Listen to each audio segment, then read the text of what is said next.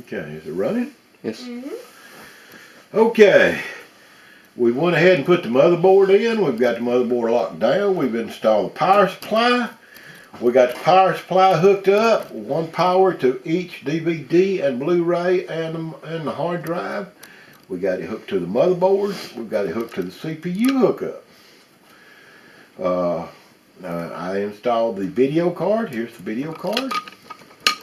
And like I told you, it's got to have its own power supply. Right there's a power supply going to the video card. Right there.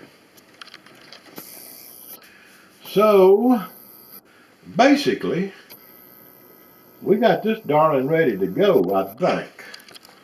And, Now, software time.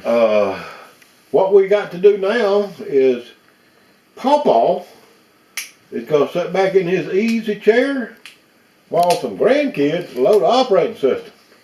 How about that? That's going to be tomorrow. Well, it might not be, might be tonight.